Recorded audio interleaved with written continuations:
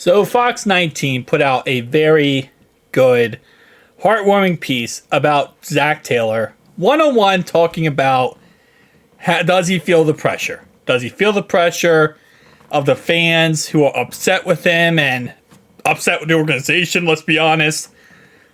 Or does he not feel the pressure? And this is what he had to say. Let me go ahead and cover half the screen, but here we go. When things aren't going well for this team, do you, and I know you're not looking at social media, I hope you aren't. No. But do you feel the weight of the city? Do you feel it, not just with your family, and I'm sure your kids kind of, dad, fans are upset, but do you feel the weight of the city when it's going like this? I feel it for myself. Yeah. It's my whole livelihood is this. Every coach, every player, ownership, personnel, and the fans, we're all in this thing together. And so our weeks are dictated by whether we won or lost. We all feel the same.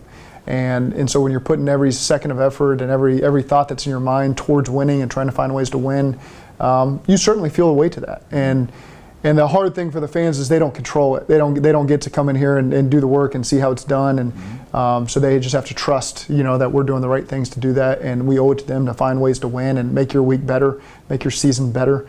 And so again, that's all we strive for.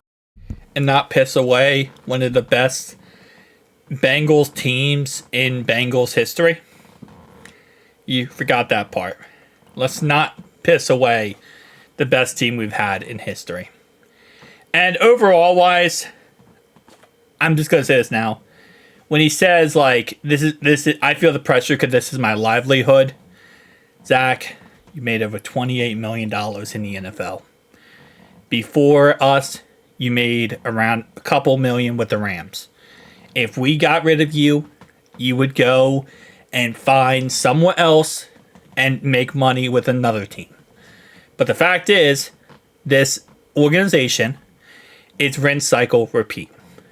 And they don't want to get rid of Frank Pollock. They don't want to get rid of Zac Taylor.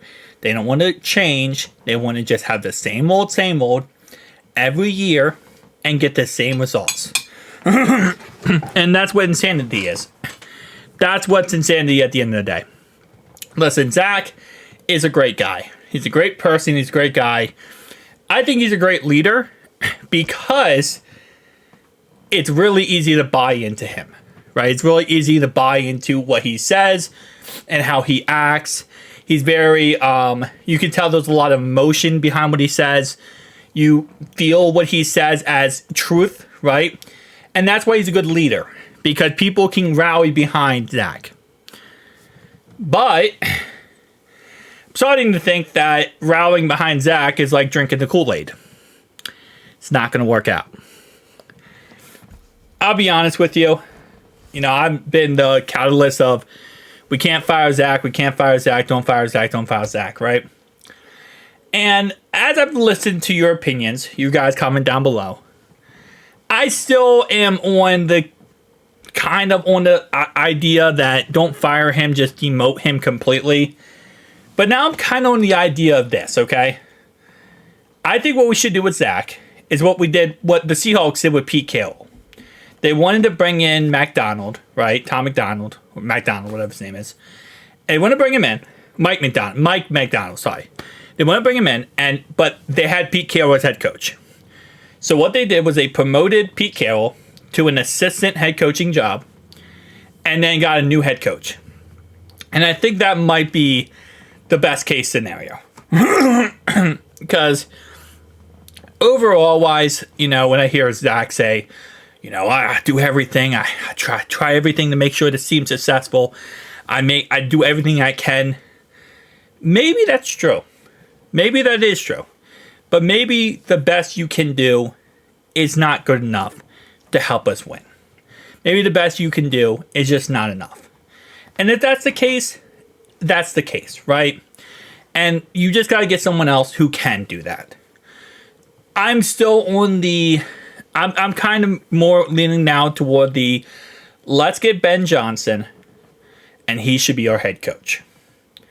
I think we should get Ben Johnson and we should offer him the world and get him to be our head coach. And I think we could make Zach, I'm not saying fire Zach, promote Zach to what Pete Carroll is, which is an assistant like an advisor position, right? And keep him on the team. I don't think we should get rid of him. I think let's promote him, but let's get him out of this head coaching job. Okay? Because he's not clutch. That's number one. He's not good at play calling. He's not good at critical situations. He's awful when it matters the most, and he can't finish games. Okay? That's the first thing we need to do, because we're pissing away an excellent team. We're pissing away the best team in Bengals history, and we need to kind of get this into gear, okay? That's number one. Number two, overall, it's weird because, like, if you're a casual fan, right, and you don't watch every single game like we do, you see what Zac says, and you go, oh, I love the guy. He's a nice guy, which he is a nice guy. But doesn't mean you're a good coach if you're a nice guy. There's a lot of coaches throughout history. Bill Belichick was an absolute a-hole. But it doesn't mean he was a great coach, right? But I think we just need to do that 100%. Just move that on. And, man, it's just frustrating. It really is. When you look at stats like this, let me actually go back to the side. Here we go. There has been 14 quarterbacks with 25 passing touchdowns and fewer than 5 interceptions through the first 11 games. These are all the quarterbacks right here, right? Joe Burrow's on that list. The difference is only one of these quarterbacks had a losing record. Every single other one had a winning record. And again, that's because we can't close games out. You can blame Lou, you can blame our defense, you can blame this, that, or a third. But the fact is, when we need a clutch drive in a critical situation, and our offense is on the field, the Chiefs game, we couldn't get it done. Both Ravens games, we couldn't get it done. Those right there, that's 3 losses right there. The Chargers game, that's a 4th loss right there. We have, 7 losses on the season? Let's keep going. Eagles game, 4th and 1. We run a freaking bubble screen. That's 5 losses right there. Commanders game, Evan McPherson missed the field goal. It is what it is on that one. And then outside of that, what game am I missing? Patriots game, that was all around a mess.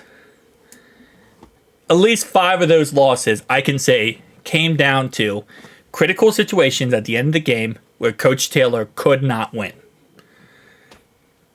It's not rocket science. Again, let's promote him to an advisor position and get Ben Johnson. If you want to say, I know I'm a Lou truther here, but I say give Lou another year. If you want him fired, because there are some people who want him fired, you got to get someone who can replace him who's good. And I don't know if that option's available this year. And if that option's not available this year, then keep Lou and go one more year with Ben Johnson and see what we can do. Okay? I also think Duke Tobin needs to go at this point. We need to get a new GM. If it's not Belichick, because I know some people... here's what I'll say about Belichick, right? I did post about it the other night. I don't want Belichick. Personally speaking, I do not want him, okay?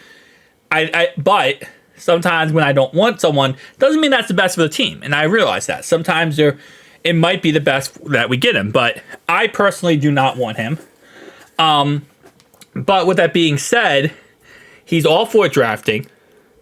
I don't think he's very old as well. His character isn't really the best to work with most people, and that's really another problem. So other than his mind, there really isn't much to go with. And someone that actually did comment down below and made a good point. Mike Brown. Mike Brown is cheap as anything. We don't even have a GM. We have a player personnel, whatever. And that's just so we can save money. So it's one of those situations where it's like, we have to get someone in here, and I don't think, what's his name would do that. I don't think that Bill Belichick would do that. I was thinking about, like, kind of combining this making the Lions GM, the defense, oh, sorry, not the Lions defense coordinator, making him our GM, and then making Ben Johnson our head coach.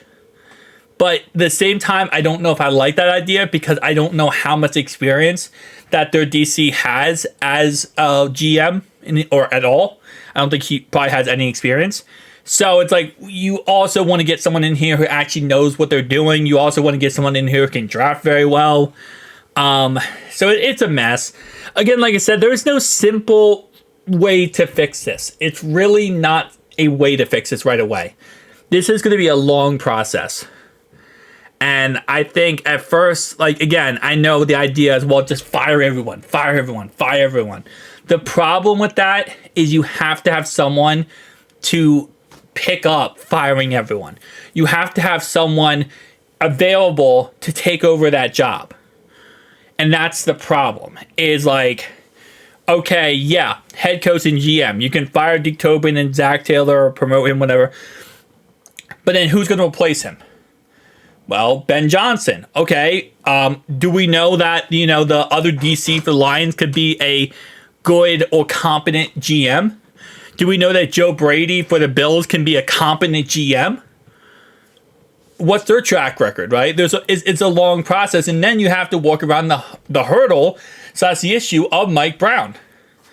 And him, not wanting the team to be ran a certain way and all the other crap. So again, it's easier said than done, but I understand they put out a heartwarming piece trying to make fans happy. I don't think it's going to make fans happy in any way. Unless we start winning, we're not going to be happy. And even then, I think even if we win, and let's say we did win out, right? We won the rest of our season. We went 10-7. We're not even, by the way, 10-7 is not even guaranteed to make the playoffs. We have a 94% chance to make the playoffs if we win out. Let's say we did that, right? We went out. We have a worse draft pick. First round of the playoffs, we score 60 points. Okay, let's hypothetically, 60 points. We give up 65 points because our defense sucks. What do we get in the end here? We're a playoff team that went one and done. And we got a worse draft pick. I don't know. Tell me down below, do you think we should clean house? I think that's really what the perspective is for most people now. Just clean house and figure something out.